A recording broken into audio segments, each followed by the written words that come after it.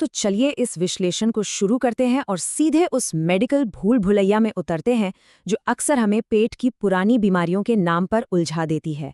आज हम एक बहुत ही अहम मुद्दे पर बात करने वाले हैं, इरिटेबल बाउल सिंड्रोम यानी आईबीएस और इन्फ्लेमेटरी बाउल डिजीज यानी आईबीडी के बीच का असल फर्क। ये दोनों नाम सुनने में काफी हद तक एक जैसे लगते हैं ना, लेकिन सच मानिए अंदर से ये दोनों बिल्कुल पूरी तरह से अलग हैं। आइए इन दोनों के पीछे के विज्ञान और रहस्यों को एक एक करके सुलझाते हैं। आगे बढ़ने से पहले जल्दी से देख लेते हैं कि आज के इस विश्लेषण में हम किन किन पड़ावों से गुजरने वाले हैं। हम शुरुआत करेंगे एक बहुत ही दिलचस्प गट फैक्ट्री मेटाफर से। उसके बाद आंतों की जांच की तुलना करेंगे, फिर आईबीएस और आईबीडी की अलग अलग बारीकियों को समझेंगे। इसके बाद हम एक बहुत ही खास भारतीय आंतों के अंदर पर बात करेंगे और अंत में जानेंगे कि इस अलार्म को कैसे बंद किया जाए और आग को कैसे बुझाया जाए। तो चलिए अपने पहले विषय पर आते हैं, गट फैक्ट्री मेटाफर, अलार्म बनाम आग। इसे समझने के लिए एक बड़ी सी फैक्ट्री की कल्पना कीजिए। जब हम आईबीएस की बात करते हैं तो इसे बस एक खराब अलार्म की तरह समझिए।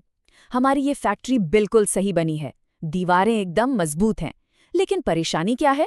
वहां लगे स्मोक डिटेक्टर कुछ ज्यादा ही संवेदनशील हैं। बिना किसी धुएं या आग के वो अचानक जोर जोर से बजने लगते हैं। जाहिर है, इससे अंदर काम करने वालों में भारी घबराहट फैल जाती है। काम कभी बहुत तेज हो जाता है तो कभी एकदम धीमा। दर्द होता है, ऐंठन होती है, लेकिन असल में अंदर कोई भी टूट-फूट नहीं हुई है, सब सुरक्षित है। वहीं दूसरी तरफ आईबीडी एक असली आग की तरह है। यहाँ सिर्फ अलार्म ही नहीं बज रहा, बल्कि फैक्ट्री के अंदर सचमुच आग लगी हुई है। शरीर का अपना ही इम्यून सिस्टम गलती से अपनी ही आंतों पर हमला कर देता है, दीवारें ढहने लगती हैं और भारी शारीरिक नुकसान होता है। सीधे शब्दों में कहें तो आईबीएस एक सेंसिटिविटी या संवेदनशीलता की समस्या है, जबकि आईबीडी एक स्ट्रक्चरल यानी संरचनात्मक बीमारी है। अब हम अपने अगले पड़ाव की ओर बढ़ते हैं, जो है आंतों की जांच, एक तुलना। डॉक्टर क्लिनिक में इन दोनों को अलग कैसे करते हैं, ये बहुत ही दिलचस्प है। चलिए इसे एकदम आसान भाषा में समझते हैं।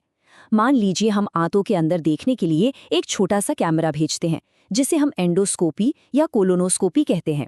अगर किसी को आईबीएस है यानी वही खराब अलार्म, तो ये कैमरा स्कैन बिल्कुल सामान्य दिखेगा। आंतों की अंदरूनी परत पर कोई शारीरिक घाव नहीं होगा, कोई खरोच नहीं होगी, सब कुछ एकदम साफ और गुलाबी दिखेगा, भले ही इंसान भयंकर दर्द से गुजर रहा हो। लेकिन अगर बीमारी आईबीडी है यानी असली आग, तो कैमरे में असल सूजन, छाले और शारीरिक घाव एकदम साफ साफ दिख जाएंगे। इसके साथ ही आईबीडी में लगातार होने वाले अंदरूनी नुकसान की वजह से तेजी से वजन गिरता है और मल में खून आने जैसे गंभीर लक्षण दिखाई देते हैं, जो कि आईबीएस में आमतौर पर बिल्कुल नहीं होता। कुल मिलाकर बात यह है कि आईबीएस दर्द तो बहुत देता है पर कोई निशान नहीं छोड़ता, जबकि आईबीडी असल में भौतिक संरचना को तोड़कर रख देता है। चलिए अब तीसरे हिस्से पर आते हैं, आईबीएस लाइन पर रुकावट। तो अब सवाल ये उठता है कि जब अंदर कोई घाव ही नहीं है तो ये खराब अलार्म बजता क्यों है? इसका जवाब छिपा है हमारे दिमाग और पेट के बीच होने वाली बातचीत में। इसे गट ब्रेन एक्सिस कहते हैं। ये हमारे मस्तिष्क और पाचन तंत्र को जोड़ने वाला एक टू वे कम्युनिकेशन का सुपर हाईवे है। जब इस संचार लाइन पर बहुत ज्यादा स्टैटिक यानी रुकावट या शोर आ जाता है तो संदेश ठीक से नहीं पहुंच पाते। नतीजा, दिमाग रोजमर्रा के सामान्य पाचन कामों को, जैसे कि आंतों से गुजरने वाली एक साधारण सी गैस को भी एक बहुत ही भयंकर और दर्दनाक इमरजेंसी समझ बैठता है और पैनिक कर जाता है। अब सोचने वाली बात यह है कि इस फोन लाइन पर इतना शोर आखिर आता कहाँ से है? इसके कुछ मुख्य कारण हैं। सबसे बड़ा कारण है लगातार बना रहने वाला तनाव और चिंता, जो शरीर में कॉर्टिसोल हार्मोन का लेवल एकदम बढ़ा देते हैं।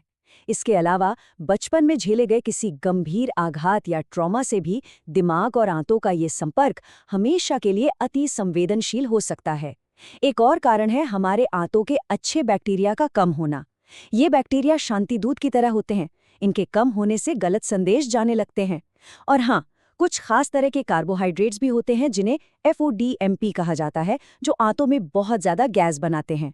तो चाहे वो तनाव हो, पुराना आघात हो या फिर कुछ खास तरह का खाना, ये सब मिलकर इस फोन लाइन पर इतना शोर पैदा कर देते हैं कि हमारी गट फैक्ट्री का काम बेतरतीब ढंग से कभी बहुत तेज तो कभी बिल्कुल धीमा हो जाता है। अब हम रुक करते हैं अपनी अगली चर्चा का, आईबीडी, शहर की दीवार में आग। चलिए अब ध्यान देते हैं आईबीडी यानी इन्फ्लेमेटरी बाउल डिजीज पर, जहां मामला सिर्फ गलत सिग्नल्स का नहीं है बल्कि एक गंभीर संरचनात्मक इमरजेंसी का है। अगर हम आंतों की अंदरूनी परत को एक शहर की सुरक्षा दीवार मान लें तो ये तबाही मुख्य रूप से 4 चरणों में होती है। सबसे पहले अच्छे बैक्टीरिया जो दीवार को मजबूत रखने वाला ब्यूटायरेट नाम का गोंद बनाते हैं वो खत्म हो जाते हैं। दीवार कमजोर पड़ जाती है और जैसे ही ये दीवार टूटती है हानिकारक बैक्टीरिया और जहरीले तत्व अंदर घुसपैठ कर लेते हैं। मेडिकल भाषा में इसे लीकी गट कहा जाता है। इन बाहरी हमलावरों को अंदर देखकर शरीर की प्रतिरक्षा प्रणाली पूरी तरह से घबरा जाती है। वो बचाव में विनाशकारी रसायनों की एक ऐसी बाढ़ ला देती है जिसे साइटोकाइन स्टॉर्म कहते हैं। ये बिल्कुल ऐसा है जैसे किसी ने शहर में एक भयंकर आग लगा दी हो जो आसपास के सभी ऊतकों को जलाकर नष्ट कर देती है, जिससे आंतों में भयंकर सूजन आती है और छाले पड़ जाते हैं। इस बीमारी में एक और बहुत ही दिलचस्प पहलू है और वो है हमारा 5वां भाग, भारतीय आंतों का अंतर। ये बात सच में आपको हैरान कर देगी। शोध बताते हैं कि भारतीय लोगों की आंतों का माइक्रोबायोम पश्चिमी देशों के लोगों से काफी अलग होता है। हमारे यहाँ के उच्च फाइबर वाले मुख्य रूप से शाकाहारी भोजन के कारण भारतीय आंतों में प्रीवोटेला नाम के बैक्टीरिया सबसे ज्यादा पाए जाते हैं। अब होता क्या है कि जब किसी भारतीय मरीज में आईबीडी के कारण वो शहर की दीवार टूटती है तो एक बहुत ही अजीब घटना होती है। हमारे मुंह में पाए जाने वाले कुछ खास बैक्टीरिया खिसक कर सीधे हमारी आंतों में पहुंच जाते हैं और वहां भयंकर कब्जा कर लेते हैं। वहीं दूसरी ओर पश्चिमी देशों के लोगों में, जिनकी आंतें बैक्टीरॉइड्स नाम के बैक्टीरिया पर निर्भर करती हैं, मुंह के बैक्टीरिया का ऐसा भयानक हमला आमतौर पर नहीं देखा जाता। जरा सोचिए, बीमारी एक ही है लेकिन हमारे खानपान और भौगोलिक संस्कृति की वजह से ये बिल्कुल अलग तरह से तबाही मचाती है।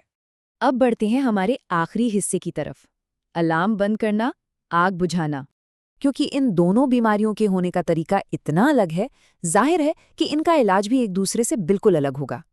जब समस्या सिर्फ खराब अलार्म यानी आईबीएस की हो तो हमारा मुख्य लक्ष्य उस फोन लाइन के शोर को शांत करना होता है। इसके लिए खास लो फॉड मैप डाइट का इस्तेमाल किया जाता है।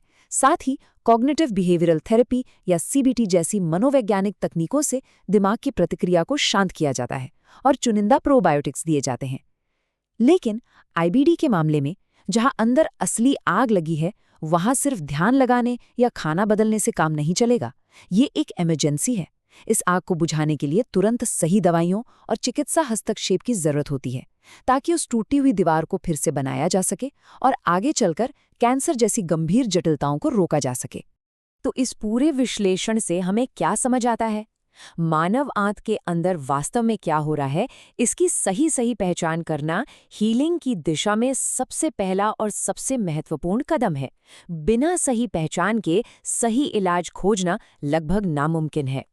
तो इस चर्चा को खत्म करते हुए एक बहुत ही अहम सवाल छोड़कर जा रहे हैं। पेट में उठने वाला वो पुराना दर्द जो शायद बहुत से लोगों की रोजमर्रा की सच्चाई बन चुका है, क्या वो महज एक खराब अलार्म है जिसे शांत करने की जरूरत है, या फिर बुझने का इंतजार कर रही कोई खतरनाक छिपी हुई आग? इस बारे में जरूर सोचेगा।